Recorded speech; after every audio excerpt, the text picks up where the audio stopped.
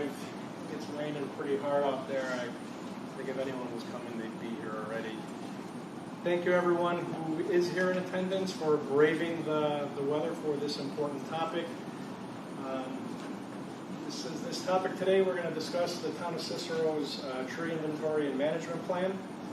A little over a year ago, we applied for a grant that was offered through the Morton Arboretum, and we were generously awarded this grant to conduct a tree inventory here in the Town of Cicero, as well as develop a management plan. And another arm of that grant is to plant additional trees here in the Town of Cicero. Can you translate? No. There's nobody. We don't need to translate. Everything is in Spanish there. Everybody speaks English here. Would you like me to dim the lights for the...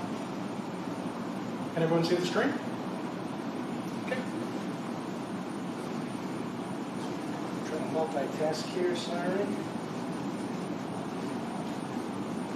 So this is our agenda for this evening. I'm going to start with introductions, and I'm going to turn it over to our tree inventory consultant to go over the overview and summary of the tree inventory, the plan goals and management plan goals that were identified during this process, the calendar for those topics, and then we'll open it up for some conversation here. And there's also an opportunity for you guys to scan a QR code and take a survey for us. Really what types of trees you'd like to see, if you know there's areas in the town where you would like to see trees get planted, where your concerns are, that sort of thing. My name is Tom Thompson. I am the Executive Director of the Town of Cicero's Department of Housing. Like I said, about a year and a half ago, Derek Dominick, Streets and Alley Supervisor of the town's Public Works Department, approached me to apply for this grant that he had heard opened up. We applied for it. Morton Arboretum has been extremely pleasurable to work with every step of the way, from the application process through our implementation. With us today is John Carlson from Great Lakes Urban Forestry. They were the consultant that was selected to perform the tree inventory and management plan. We also have Mr. Sweeney here from the Morton Arboretum. I don't know if you want to say a few words before we jump into the PowerPoint. Yeah, sure. Thanks, Tom. Tom, you've given a good kind of overview here of the. Let me get out of your way here. Given a good overview of the purpose of this meeting, but basically we identified Cicero's application when you submitted it as being one that had tremendous merit. Cicero's tree canopy is relatively low compared to the rest of Cook County and neighborhood or nearby municipalities. And given the low tree canopy, we determined that there have been areas throughout Cicero, I believe all of Cicero's census tracts, census block groups are historically disinvested areas. And that requires some additional resources. So, those resources in this case were developed to do the inventory. Thankfully, the Town of Cicero, Tom, has been wonderful to work with, and the Town of Cicero has identified a great partner in Great Lakes Urban Forestry to perform the inventory and draft the urban forest management plan. The management plan, I know that we're going to get into it a little bit more here, but basically it's going to be a document that Cicero residents can use to determine what kind of vision they want for the urban forest moving forward, and then how you want to achieve the goals laid out in that vision. So Tom and John, I think, are going to provide a little bit more detail, but it's been wonderful working here in Cicero. Looking forward to discussing some of those the goals of the management plan and what Cicero and its residents want to see. Thank you. I forgot to say welcome to the Cicero Public Library, and I want to thank the library for hosting the event for us here this evening. We also have the library board president, Dr. Anthony Rizzini, here with us today. I don't know if you want to say a few words about anything or. Sure. First of all, we want to thank everybody for coming here. We also like to just acknowledge the work that our library is doing to help this next generation of children learn how to be caretakers of our community. from the seed garden to the garden club to all the things that we're doing within the community and the outreach. It's a great place to learn. It's a great place to be, and we're really glad that everybody's here today. Thank you, Dr. Zane. Just a little background information about myself. I'm a lifelong resident here in the town of Cicero. I started working for the town in 2005. Started with the building department, went to the Department of Housing, back to the building department, and now I'm back in the Department of Housing. We have been working, it's really raining now. Since COVID, there has been an extreme push to identify additional resources for our residents here in the town, and I am grateful to be in the role that I am currently with the Department of Housing. Our town administration recognizes the need for trees in this community. Unfortunately, over the years, there has been a lot of trees that have been removed. But as you will see in the slides of our inventory with the age distribution of our trees, we are planting quite a few trees to replace those ones that are lost. My goal here for this is to create that cyclical pattern that tree care is not only important, but where it becomes a cycle in the day-to-day operations of the town. That's really what this management plan is going to be used for, is a training guide, not only for the community and what the town has, with our inventory and what we're going to be doing, but a training guide for our employees as to how to properly care for the canopy that we have here, to maintain what we have and to build going into the future. I am proud and pleased to announce that 2 of our forestry workers have already become certified arborists. So now we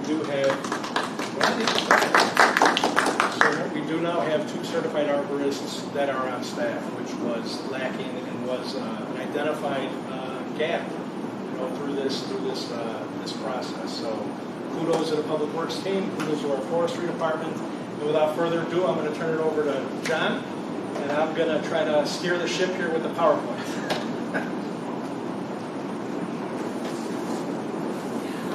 Great, thank you, Tom.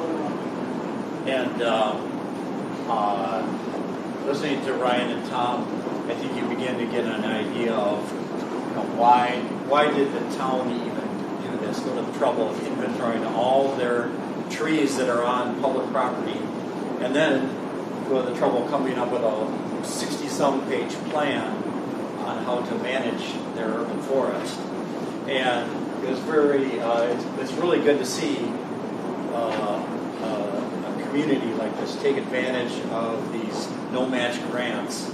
So this is actually paid for, and it's giving the town a plan for the future.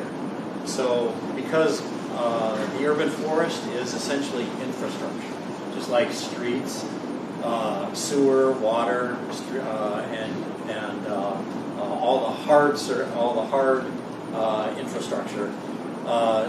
The urban forest is a green infrastructure that needs to be cared for, and you can either just react to things that happen, or you can find out what you have, which is listed here, and what condition it's in, and then come up with a plan on, well, how do we manage what we have to the best of our ability with the finances we have.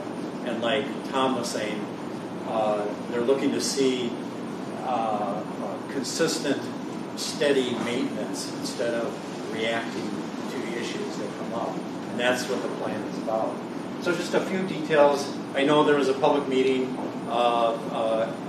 that was dealing with the inventory report, which we'll just review it a little bit. I won't go into great detail, but you can see there's almost 13,000 trees. And then there was almost 6,000 planting spaces, which is significant because there's a lot of room for growth, a lot of room to plant, a lot of room to be able to grow and improve the urban forest. And then the average tree condition was a little bit below average. The condition ratings were between 1 and 5. 1 is a perfect tree, 5 is a tree that's dead or nearly dead, and 3 is right in the middle. And you can see it just slightly below 3, which isn't bad, but but it gives you an idea of what kind of condition the trees are in. Now, if we look at age class diversity, this chart here shows the numbers of trees in different size classes. So there's 0 to 6, 7 to 12, 13 to 18, etc. So you can see the chart is heavily skewed toward the younger side, 18-inch and younger, which is actually a good sign. It shows that the town has really had a very active planting program. Sometimes we see charts where this number is low on the smaller side, and it means that there's not much replacement going on with the urban forest. So this is a good sign, and you can see as trees age, as they get larger and larger, you're going to see trees, just like people, they age, they get diseases, and you start losing trees until you finally have very few that are over 42 inches. So this is not a bad age diversity chart, having a nice replenishment program. Diversity analysis of species. So we like to look at trees in groups. So trees that are in a certain genus are those that are very similar trees, like maples are all in one genus. Oaks are in one genus. And we'd like to see one specific genus not be more than 10% of the population. The reason for that is, if we all remember emerald ash borer that came through, and then how many ash trees are left after that came through? Very few, right? So towns that had a high percentage of ash trees lost, 25, 30, 40% of their urban tree population because they had too many of one genus. So that was something we identified what in the inventory, where maples are this first category here that is actually about 60% of the population. And that's something that's addressed in the management plan, and that's a concern, because if something that would come through, an insect or disease that would attack maple trees, there's potential of losing 60% of the trees. So the plan will discuss how to bring these other numbers up. We're not going to just remove maples just to bring the percentage down, but the idea is to bring the other genus, genera, and species up so that there's more even balance in the urban forest. Hey John. Yes. I understand the red, those are all the maples, and then yellow and green. What's the color code? Oh, good question. So red means that this is a problem. It's over that 10%. Yellow means that, because honey locust is a species, it's recommended that there only be 5% of each individual species. So honey locusts are slightly over that 5%, and lindens are slightly high. So that just means it's something to watch. It doesn't mean you have to stop planting those, but it's just something to watch. But then the green. I'm sorry. Yeah, the green is and the like green is all. Go ahead and incorporate those into the planting plans along with 100 other species. All systems go. Okay. Yep. So tree risk. So when we, meaning our consulting company, when we came out and looked at all the trees, we also assign a risk rating to each tree. Now the vast majority were in this green column, which is none observed. There's no real big problem that we're concerned about with that tree as far as risk to people or to property. Second category is elevated. There was a little over 900 that were elevated. Oftentimes this was, let's say, a dead branch over a sidewalk or over a parking lot. Excuse me. And the substantial risk, there's 134. This would be something where there's a larger branch over a busier intersection or a busier sidewalk. And then a critical issue, which there were 11, is usually something like a dead standing tree near a road, on the way to a school, near a busy intersection. And those we recommend get dealt with as soon as possible. And the town, when we notified the town of these 11 critical risks, these have already been dealt with. And they're actually starting to work on the others too. But this is all involved in the plan and how to deal with these. Now, arborist recommendations.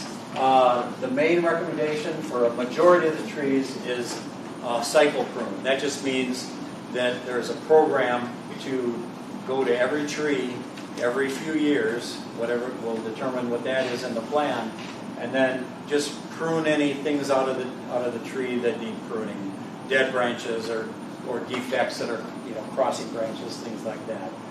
Other priority recommendations were pruning priority, where there's 1,300 trees, and then some of the big ones where if you add up all the removals, there's high priority removal or priority removal, and then there's standard removal and low priority removal.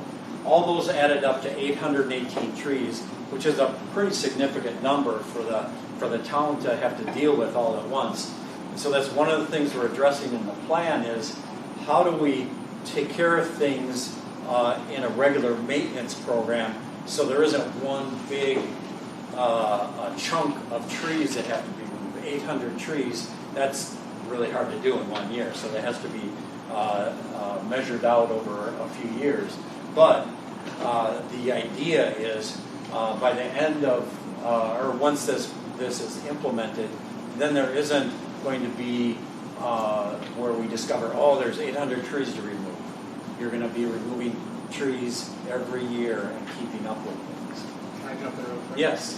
I have a copy of the draft management plan if anyone wants to look at it here tonight. You can also view it online on the town's website, www.thetownofcicero.com. Click on public notices, and I think it's the first link to get the original version. Does anyone want to look at it?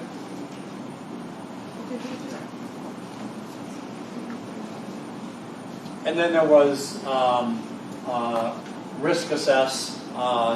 We have certain trees, if they're valuable trees and you want to look into them further and you want to try to save them, you can do a higher level of risk assessment on them and determine is there something we can do to save this tree or should it just come down?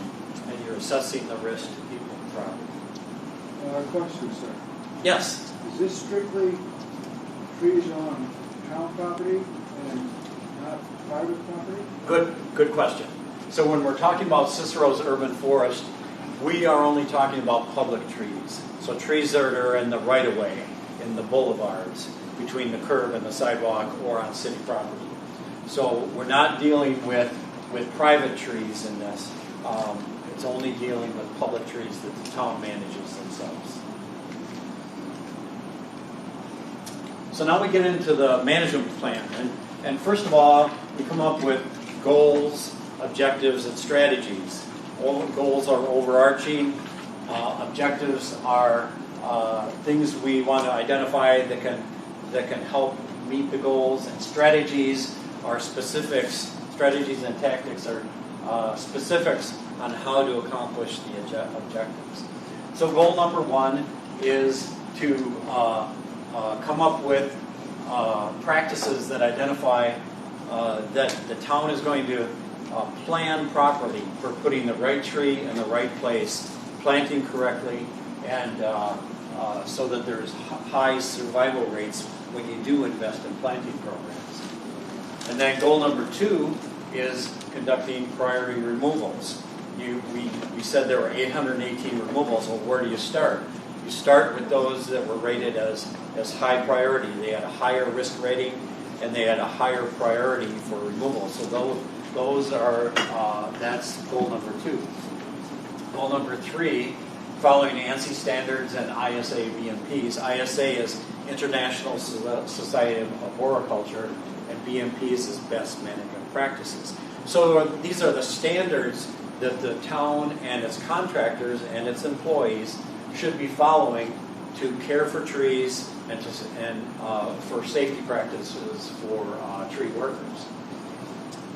Increase species diversity, having a plan in place for keeping your equipment operational. And then public awareness, meetings like this where we're communicating what the town is doing and how the plan is being implemented. One thing I'm just going to jump in there. Some of the feedback I've already heard from talking to people. I was at a Unify Friday last Friday at Unity Junior High. I had a table set up trying to get people to take the survey. One thing I'm going to recommend right off the bat is the public participation get moved up as a higher level goal. I've worked in town long enough to realize that a lot of residents don't want to have a tree in front of their house for a variety of reasons. So that public education piece is going to be critical for the success of this program moving forward. To teach not only the benefits of the tree, but mitigating any of those potential, negative aspects that people see regarding a tree in front of their house, whether it's they don't want to rake leaves, or it's clogging their gutters, or the roots are getting into the sewer line, that there's going to be ways to mitigate those risks, and the benefits of the tree far outweigh those challenges that people see having trees. So my recommendation is going to be to move that public participation goal up higher on the list to give it more weight. That's a great point. It's the more education that can be provided on the benefits of trees, the better, because there have been numerous studies on how a healthy urban forest benefits the community, people personally, and also the community at large. All right, so here's so from all those goals, we created an action item schedule. And so there's actually a plan for each year on what to do, when to do it, and which goals are going to be addressed. So year one, create the parameters for defining right tree, right place, and working with the consultant to formalize planting specifications. So before you plant, you're going to have specifications in place for what trees you want, what size you want, how they're going to be planted, and how they're going to be cared for after planting. Because planting trees is quite an investment. It takes a lot of money to plant trees, and you want to protect that investment, not just with ordering them and getting them in the ground, but you want to have them survive until they turn into those 6-inch, 12-inch, 18-inch, 32-inch trees.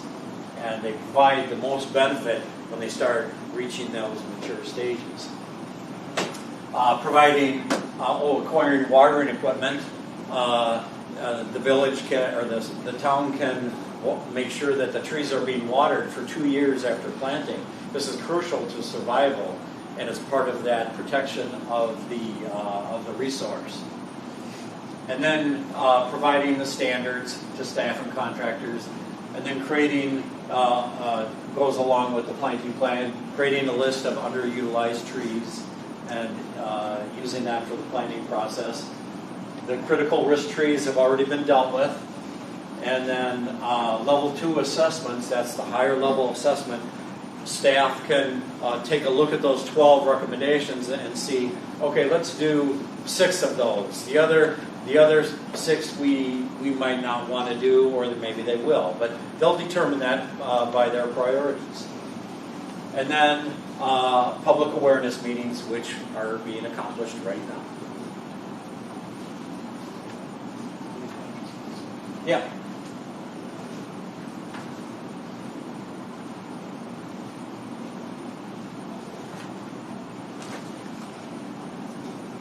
So year 2, which is 2027,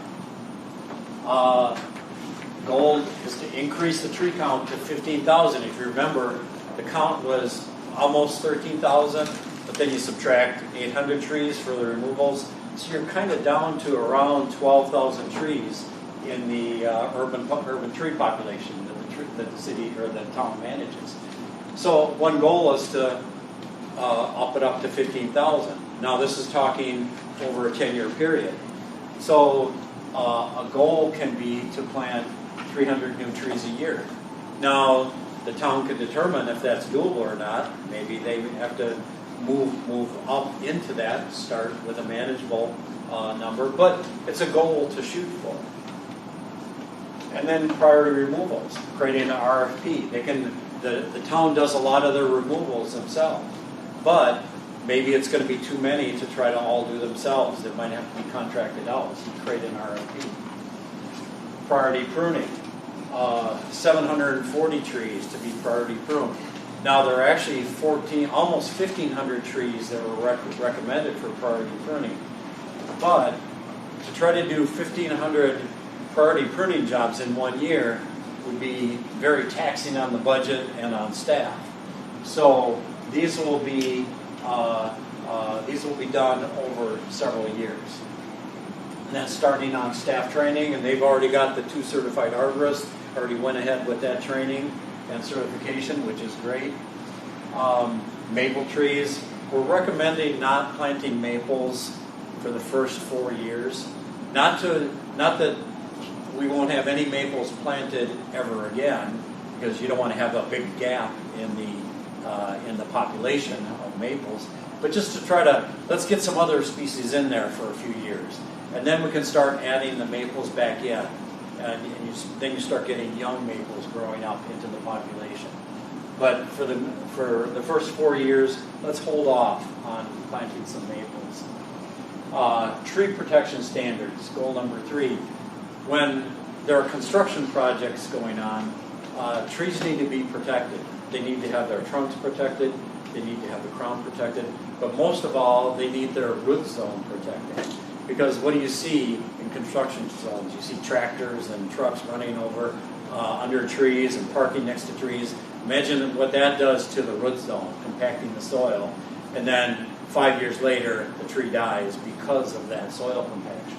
So there are standards that the town can hold contractors to and their own construction crews, so trees are being protected. And then mitigating risk, identifying trees that have identified risk, and keeping up with trees that we recommended are monitored. Yep.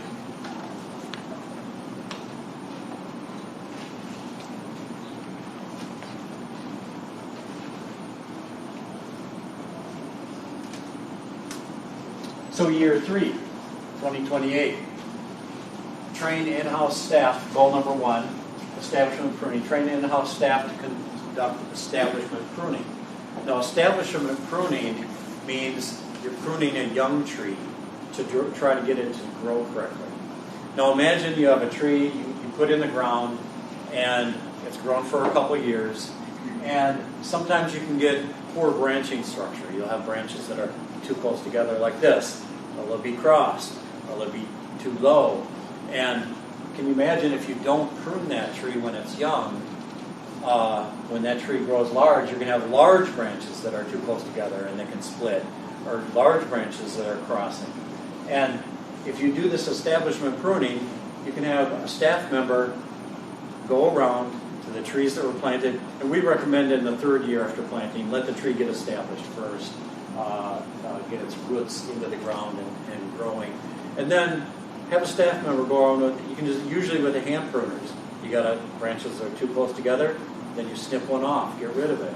And can you imagine if that tree was allowed to grow and 30 years down the road, then you've got a large branch to remove and you've got to contract it out or have staff go out there with all the forestry equipment, when something that could be done with just a hand pruners in the 3rd year after planting.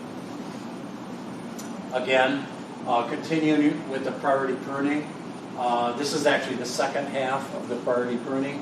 So in 2 years, you're getting all the priority pruning done, and because those often, many of those had elevated risk ratings. So those are good to get done in the first couple of years or so of the plan.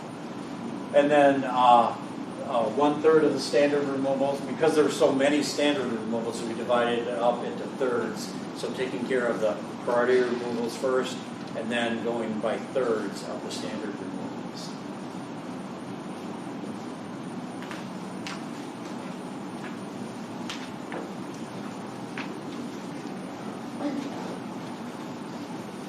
So you can see, it's a lot of work the town has to do, and the plan is really addressing how do you manage all this work, and how do you prioritize it, And then where do you go from here once the work is done? So year 4, continuing with the standard removals. Now the next goal, number 2, create cycle pruning. Now we're getting into, okay, where do we go from here? We've taken care of the priority pruning. Where do we go from here?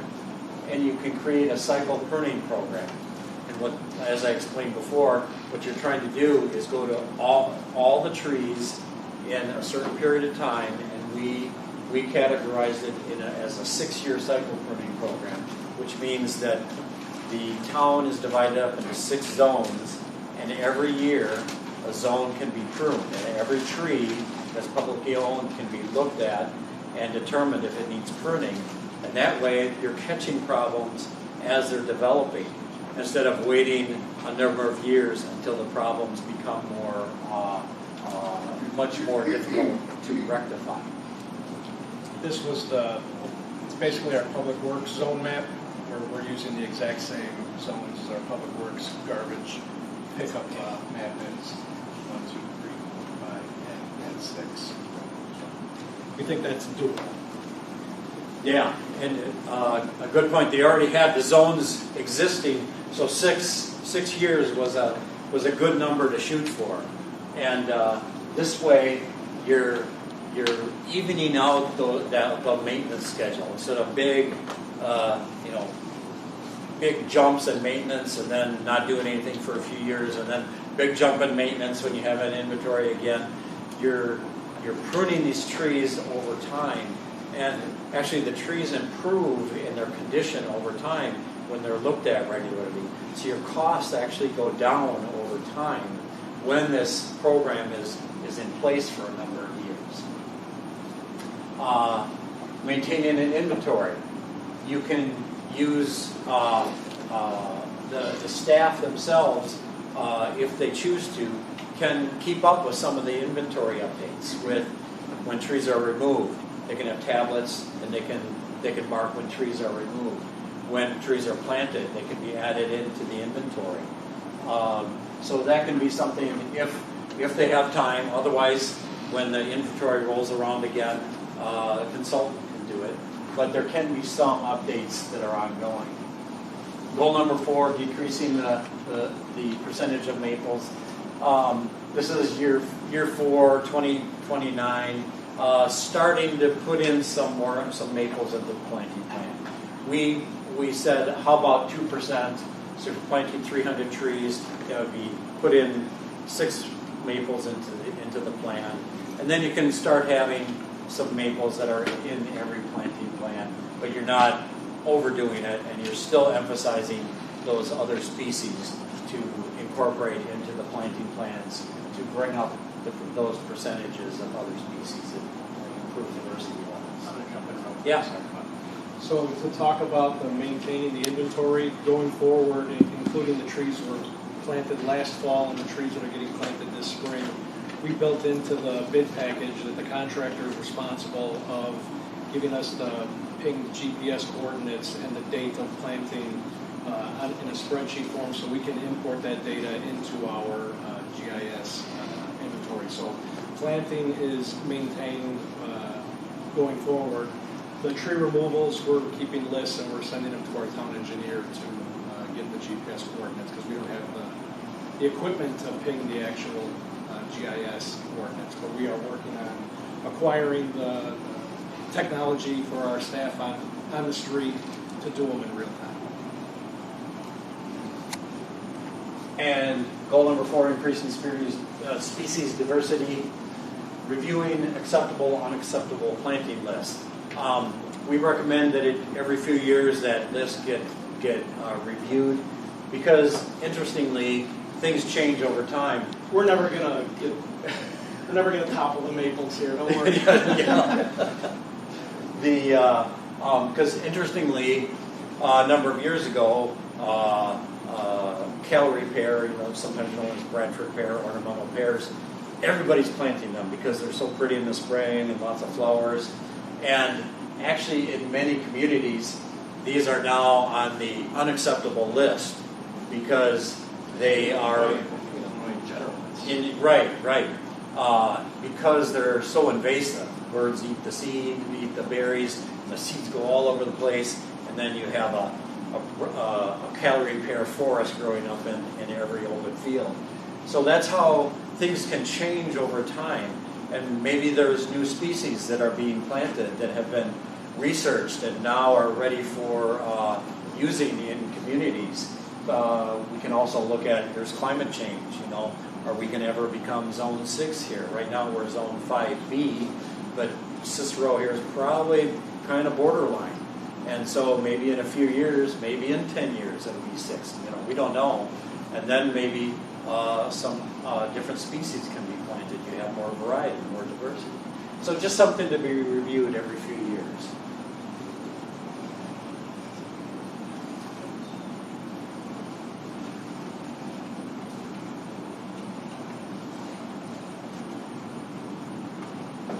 Year 5, 2030, maintaining an inventory. This would be 5 years. The inventory is done in 2025, at the beginning of 2025. So 2030 would be 5 years. It's a good time to consider re-inventorying the trees. It'd be an update. So essentially you have most of the trees already in the system. So you're updating any changes to those trees and trees that have been removed or replaced that might not have been caught in some of the planting and removals work. And then finishing up with standard removals, and then starting on low priority removals. So low priority removals are sometimes trees just start to decline, and rather than wait for them to start to pose risk, sometimes it's better just to take them out and get a new tree in there that's going to be flourishing and doing well, instead of waiting for a tree to start having dead branches falling on the sidewalk or cars, or just plain not looking very well. And then creating 10-year capital expenditure plan, and also tracking in-house and contracted work. How much has been invested in the last 5 years in contracting work and with staff time? And take a look at it, and then see, are there more resources that need to be added to staffing levels, let's say. Let's say you're contracting out more work than you would care to, and you could save money by doing it in-house. This can be done by doing an investigation into hours that have been expended in forestry management.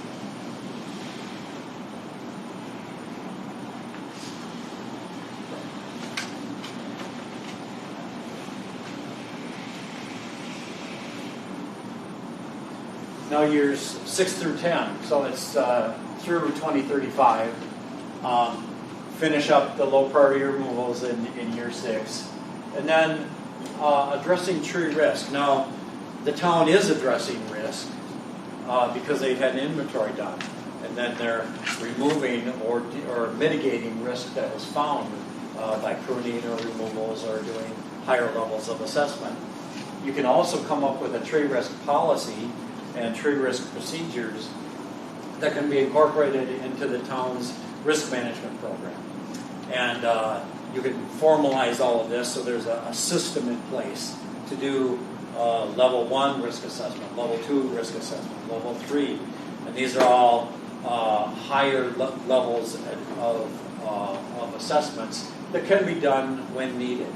And essentially a level 1 risk assessment is included in an inventory where you're looking at every tree and looking for issues that could pose risk.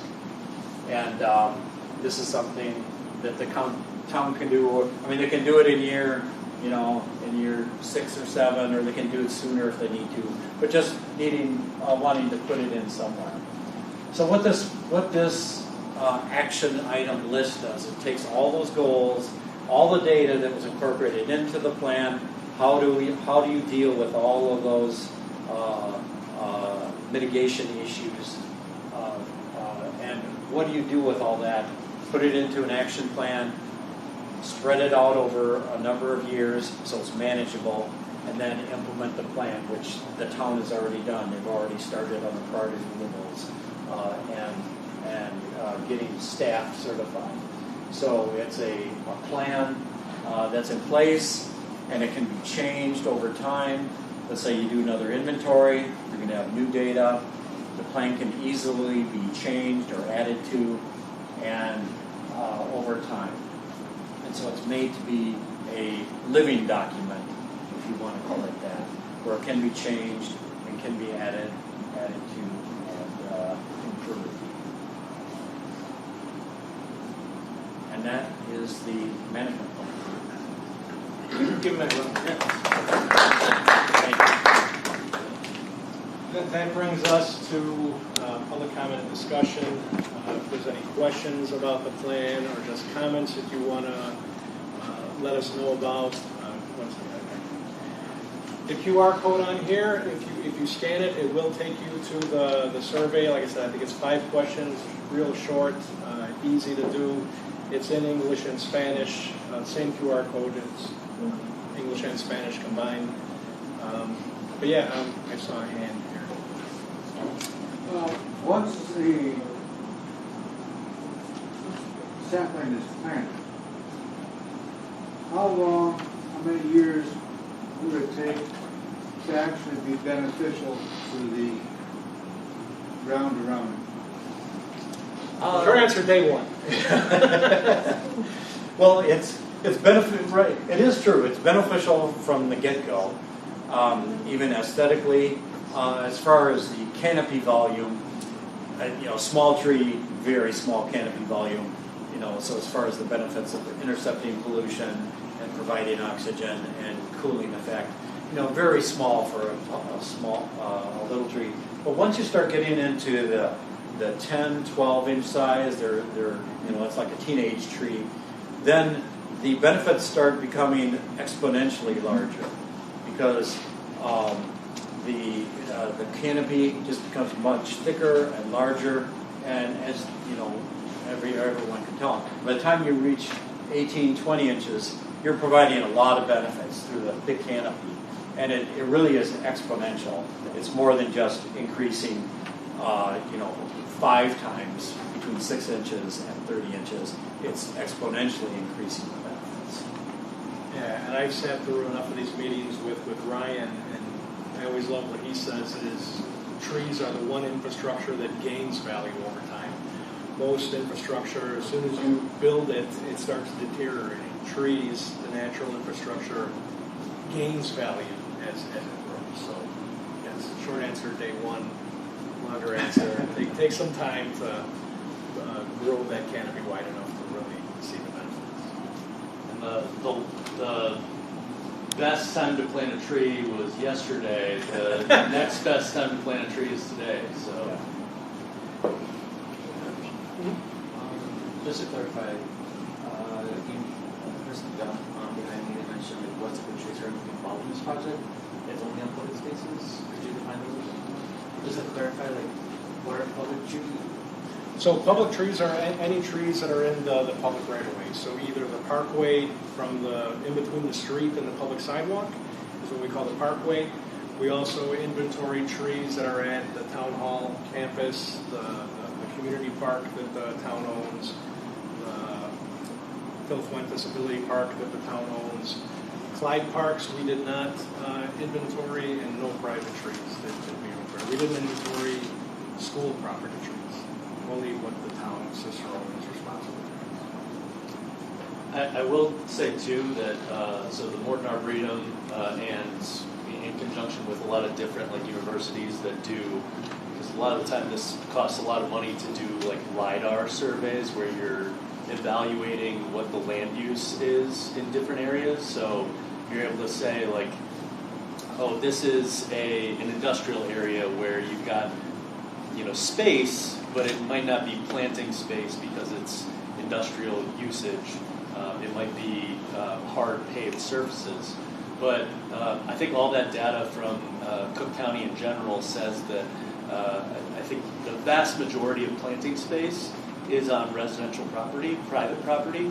So, I think that is something that we're going to want, to incorporate into the management plan as part of the, Tom mentioned and John mentioned, the education aspect of things, educating residents about, hey, if you have space in your backyard and it's not going to interfere with any of your barbecue space or anything like that, plant a tree. That's going to be that's where the space exists the most. So we want to get trees in all of those planting locations that Great Lakes identified in the inventory, but we also want to get trees in all of the private residential locations as well. And some of that education is, Cicero has narrow lots, right? We have a lot of 25-foot wide lots. We have some 30-foot lots, very few 45-foot lots and wider.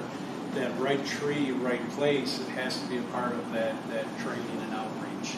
You don't want someone to plant an oak tree in their backyard that's going to get 60 feet wide and just cause problems for multiple people in the future with neighbor disputes and whatnot, or damaging the roof of the house. And so trying to create that list of approved species or recommended species that someone can plant on their private property definitely has to be a part of that conversation. I do want to say we planted 150 trees in the fall. I talked to the landscaper this morning. I sent him the list of the 150 addresses that are going to get planted in spring. We are currently going to be advertising on social media, different outreach. People that are still interested in getting a tree planted, which will take place in the fall of 2026. So if anyone here in the room wants to have a tree planted in front of their house, see me afterwards. I can take your address and we can make sure you get added to the fall plantings. So that's going to be the recommendation was 300 trees a year. We're planning on getting into the cycle of 150 in spring and 150 in fall. Those are really the two good times to plant trees. And in our bid specs, we're going to call out the exact months so we don't run into a tree getting planted in July when it's dry and hot and the tree gets constant water. Yes? I want to ask if you have if you prioritize places, plant trees like parks and schools. So it's one of the questions on the survey. If you want to take the survey and definitely put on there that you think our parks need more trees or our schools. I'm the board president of Cicero District 99, so over the course of the past maybe 7 or 8 years, you've seen more landscaping being done in front of our schools. I love the aesthetics of trees, not just the benefits that they give out, but we are looking to, at District 99, plant additional trees on our properties. As part of this management plan, it was not a part of it because we don't, as the town, control those spaces. Yep. I really appreciate you giving the presentation. You mentioned that this plan will allow Cicero residents to give their input on the development of forestry in Cicero. And so I'm curious, moving forward, what is the town planning on doing to connect with the community to get their input after this session? Good question. So you heard me say that one of the goals on here was it was goal 7 identified as public outreach and education. We want to move that goal higher up, not only to give it more weight, but to give us kind of a roadmap going forward as we're planting these trees to get feedback from the community. You like what we're doing? You don't like what we're doing? You don't like the tree species that we're putting out? What trees you would rather see? Really, it's just trying to get that feedback as to are we heading in the right direction. We would have meetings like this and surveys like you would see if you stand to keep our. Yes, Dr. Brazini. And another head, I work for the school district, and annually, for the last 5 to 7 years, District 99 has been involved with some type of Arbor Day activity. We're not letting the cat out of the bag completely on it, but on the 30th of April of this year, we're going to partner with the Morton Arboretum, and we're going to have an event at Unity Junior High. Am I letting the cat out of the bag? Yeah, you can let the cat out of the bag. And I also, last week, submitted our formal application to Tree City USA to get Cicero designated as a tree city and to celebrate Arbor Day on an annual basis and have these tree planting events. Have you received the approval of that yet? I've had the approval at the state level. I haven't had the approval from the national level. Gotcha, okay, yeah. So it has been approved at the state level, and the person at the state level who approves those, Mike Brunk, at the Illinois Department of Natural Resources, he's great. I agree. He's gonna usher that through no problem. So Cicero essentially has Tree City USA status now. So that's going to be something that He may have let the cat out of the bag. Oh yeah, well, yeah. I'm jumping the gun a little bit, but with the Arbor Day celebration, that'll be something that hopefully that comes through at that point, and then there'll be an official proclamation that gets issued, and that'll be something that Cicero residents can take, and you can use that going into town board meetings and say, hey, we're a Tree City USA, we need to keep these standards high. And I know Tom and Dr. Grazzini and Sandra over here at the library, they're all committed to keeping the standards high. But what happens when you have some turnover in different positions? You want to. Hey! I'm just saying, in 15, 20, 30 years, you want to be able to have this stuff written in the law, written in the ordinances. There needs to be, future management plans that are updated with these types of expectations and standards. So. Yeah, one of the things, so I have a planning background, and one of my biggest pet peeves is when plans get put together and they just end up on a shelf and not used.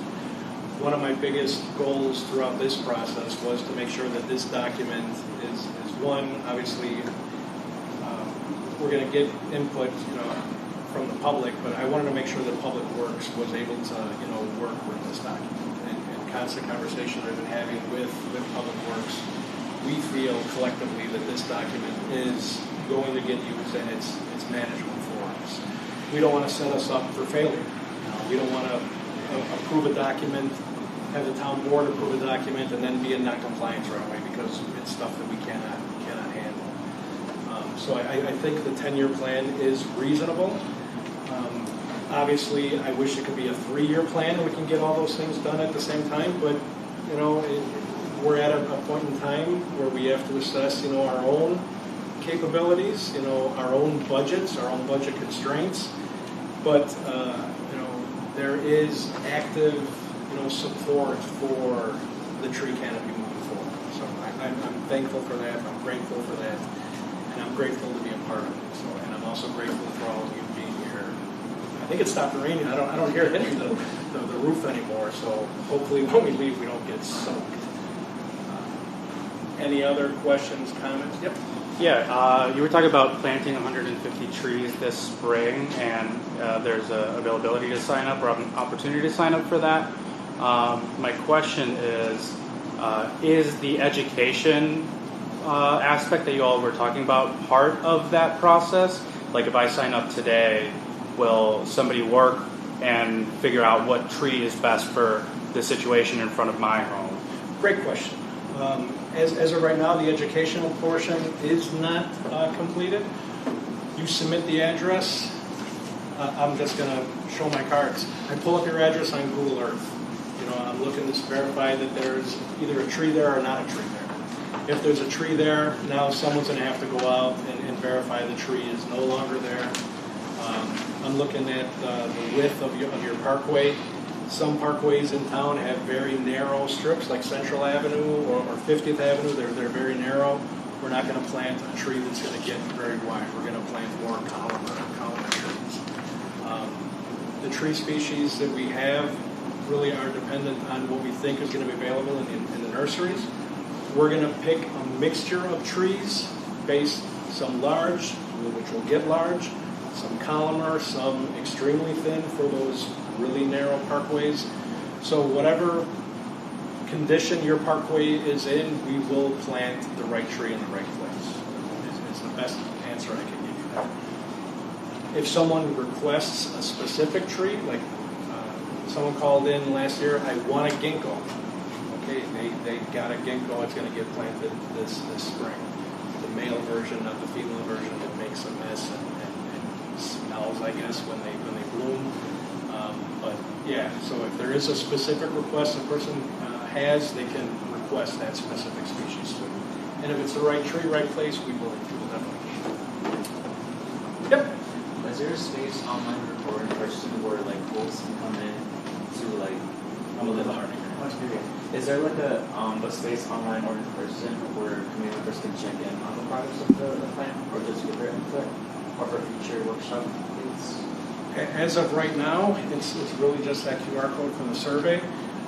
As we go through the process, we will announce different forums to give input. The email address up here, amarquez@townofcicero.com. She works for me. That's the address. You can email her if you didn't want to see me afterwards to request a tree. She's taking all the tree requests and putting them in a spreadsheet for me to keep me somewhat organized because I'm all over the place. Yeah. Giselle, do you have anything? You look like you want to say something. No, I just got a email person. Sandra, you want to say anything? Yes. Hi, I'm Sandra. I'm the director here at the Cicero Public Library, and I just want to thank everybody for coming and also thank our speakers. And I also want to let you know that we also have partnered up with Morton Arboretum, and we're going to be having classes every month. So if you come to the library, you can always get our calendar. We just had a class last week, and we're going to have another one. Like I said, we're having one every month, and it's about gardening.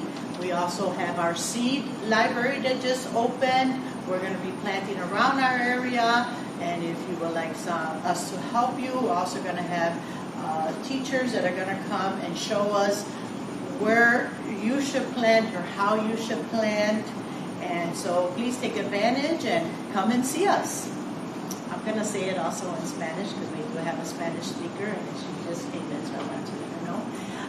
Yo le explico todo de lo que pasó en el programa y de los árboles que el town ganó un dinero y el proceso por 10 años plantando, pero también le quería decir que yo soy la directora aquí, yo me llamo Sandra, yo trabajo con Giselle y cada mes nosotros también estamos partnership con Morton Arboretum, que ellos son los que están encargados de los árboles, educando el Town de Cicero, educando a nosotros, y ellos van a venir muchos a nuestras juntas aquí, o nuestras clases, para educar también el público. So usted puede venir a nuestros programas.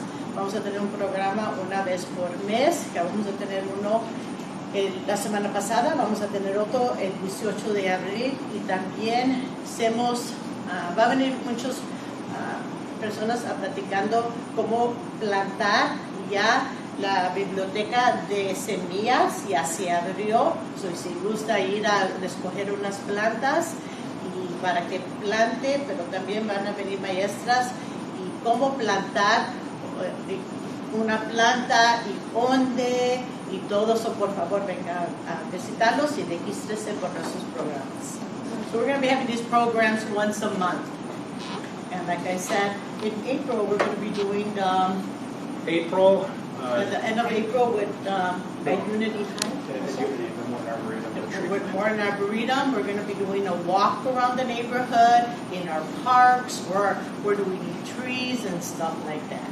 So you can always, Tom is always going to announce when it's going to be an educational, but we're also going to be doing it. So please join us on Facebook and like us, and so you can get all our information. Or if not, you can come here and pick up a calendar. The program is on Facebook. Y si tiene Facebook, te ponemos muchos de nuestra información en Facebook, y si no, aquí en la biblioteca tenemos un calendario del mes. Cada mes es diferente y lo que vamos a ofrecer. Pero todo el verano vamos a tener cosas de plantar. Y se pone muy bonito.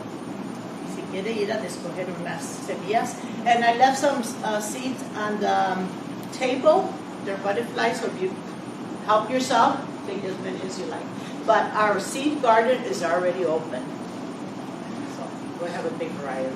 So, like Sandra said, the Cicero Public Library has what we call a garden club here, and Giselle really is spearheading that garden club here. they've planted a perennial garden, and they do vegetables and herbs in the east lot, and they also do vegetables and all vegetables in the west lot, in the strip of the earth strip in the parking lot. I'm losing. I can't figure out the word I'm looking for.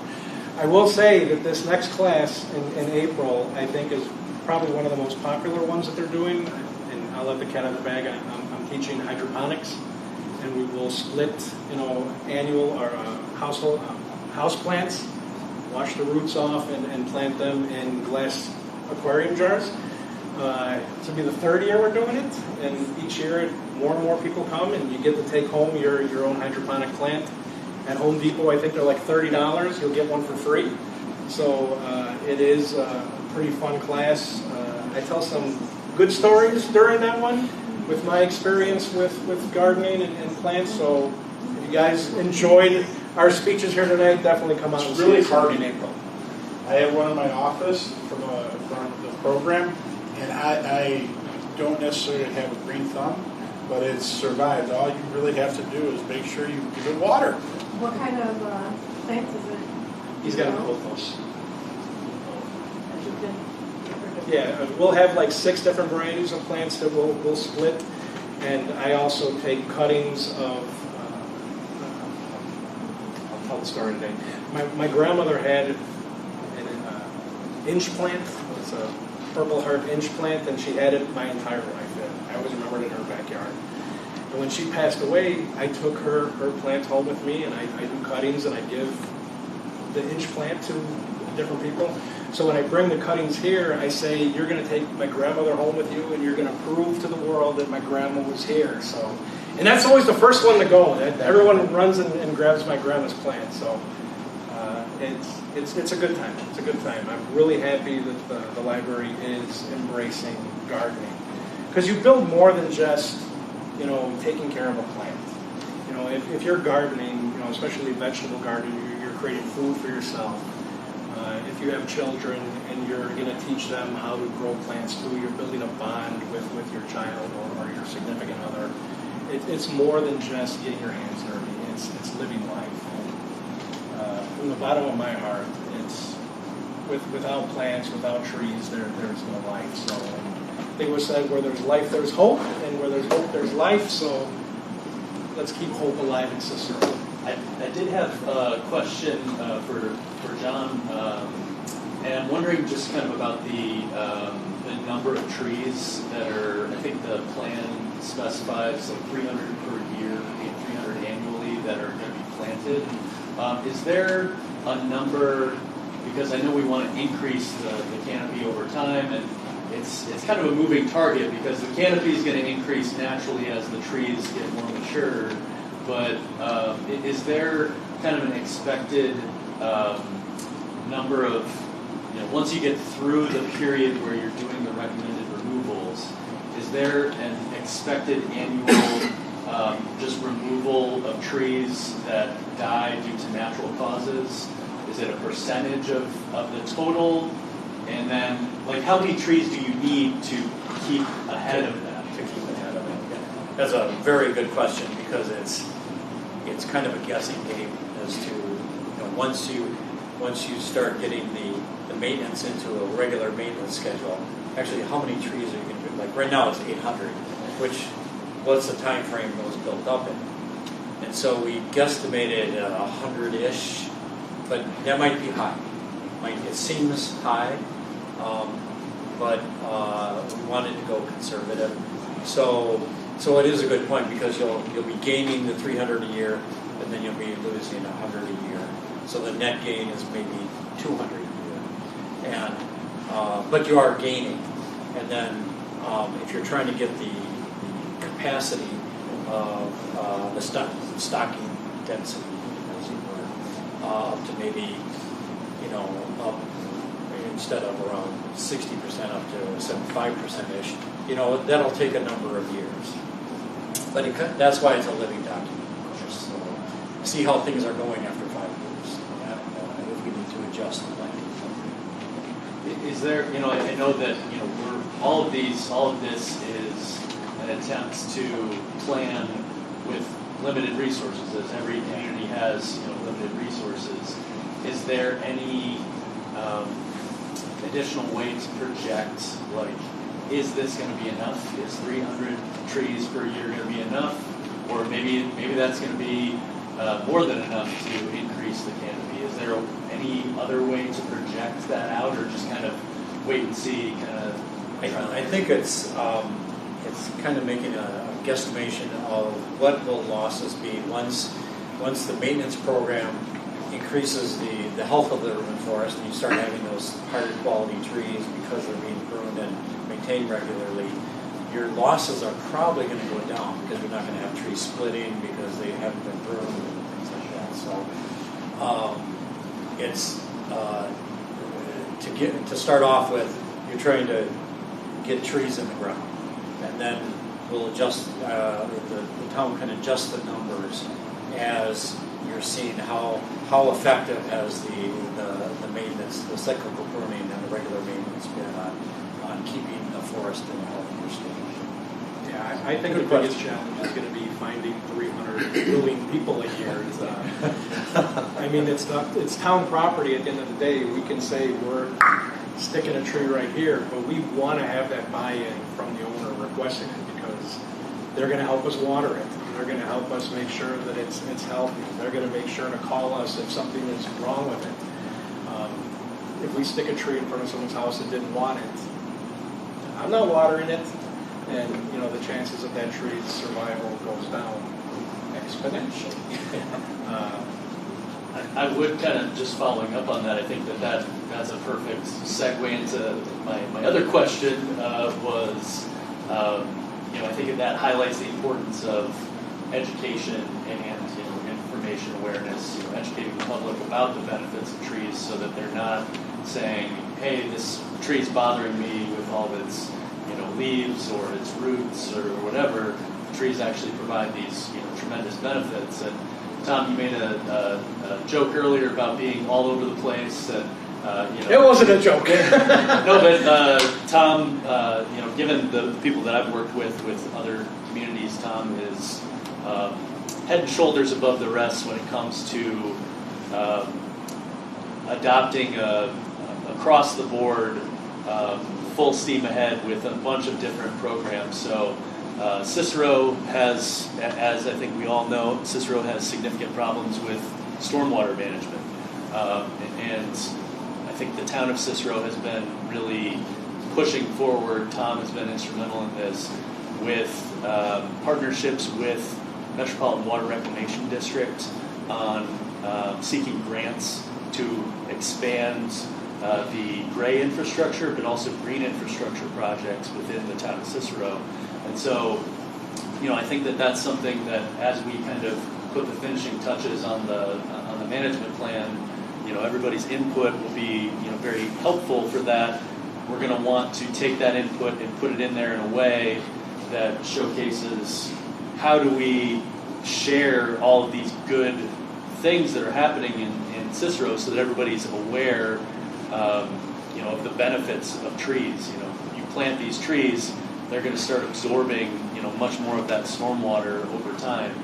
Slow it down, hitting the ground. Yeah, it'll prevent it from even getting into the stormwater system at the same rate of speed. So the permeable pavement projects that the town of Cicero has been doing, not to mention all of the hardscape projects that the town has been partnering with the Metropolitan Water Reclamation District and the Department of Housing and Urban Development. I think there's the community development block grants, where there's $96 million coming in for these more hardscape projects. So I think that all can be part of information sharing that is included in the urban forest management plan. And so, as we're kind of putting the finishing touches on it, I think all of the education and information sharing goes hand in hand. But I just wanted to thank Tom for all of his good work on behalf of the town of Cicero. Made me tired. Anything else? was a fast no. Sandra brought out some of the cuttings I already brought to the library in anticipation for next month's hydroponic class. The one in the middle is from my grandma's plant. That's the Purple Heart. So that plant, the cuttings are from at least a 50-year-old plant. That has Una been- planta de más de 50 años. Era de su abuelita que crece y crece. Tenemos un clase cada mes, por favor, venga el 18 de abril. The jars you'll take home that day are a lot nicer than mason jars. They're doing its job. Well, you know, on behalf of the Town of Cicero, on behalf of the Cicero Public Library, I'm with District 99 here as well. Thank you for coming out. Make sure you scan that QR code. Share that QR code with your friends or relatives that you have at home. The more people that scan it and take the survey, the better. Thank you for braving the weather. Like I said, I don't think it's raining anymore, so we should be safe getting back to our cars. Won't get soaked. I'm made out of sugar, so I'll melt in the rain. Yeah, thank you all. Thank you all for coming out. Thank you. And I have provided some sandwiches, so if you like a sandwich. Traje unos sándwiches y si gustaría una sándwich para comer en la casa. Yeah, use one. Por favor. Are you going to be at the Unity? Yes. Sí, Take it. la llevo. Really excited about it. Yeah, no, There's times we see case set on the shelf.